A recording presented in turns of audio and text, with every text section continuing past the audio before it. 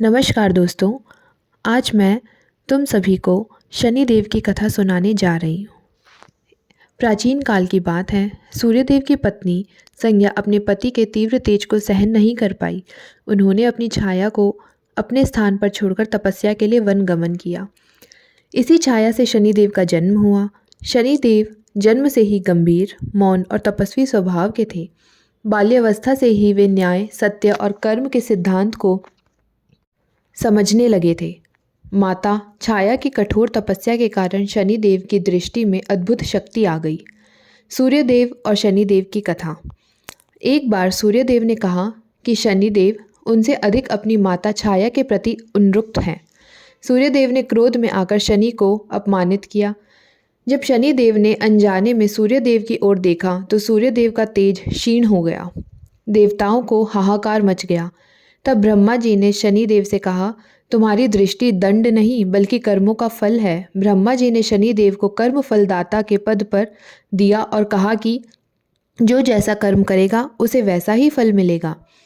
राजा विक्रमादित्य और शनिदेव उज्जैन के प्रतापी राजा विक्रमादित्य एक बार 9 ग्रहों की श्रेष्ठता पर चर्चा कर रहे थे। उन्होंने शनिदेव को सबसे अंत में स्थान दिया। यह शनिदेव का अपमान था। शनिदेव ने कहा, राजन, जब मेरा समय आएगा तब तुम्हें अपने कर्मों का फल मिलेगा। उसी समय कुछ समय बाद राजा विक्रमादित्य पर शनि की साढ़ेसाती आरंभ हुई।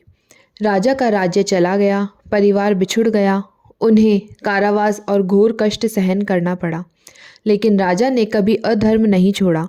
वर्षों को कष्ट देना के बाद जब साढ़ेसती प्राप्त हुई, शनिदेव प्रकट हुए और बोले, तुमने धैर्य, सत्य और धर्म नहीं छोड़ा, अब तुम्हें पहले से अधिक वैभव मिलेगा। राजा विक्रमादित्य पुनः महान सम्राट बने।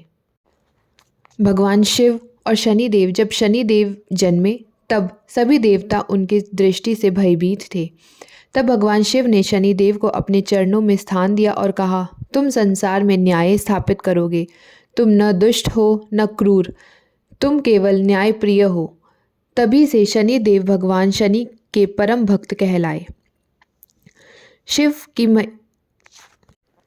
महिमा और शनिदेव की महिमा।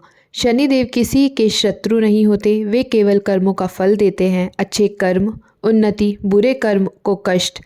सच्चे भक्त पर शनिदेव सदा कृपालु होते हैं। शनिदेव को प्रसन्न करने के उपाय।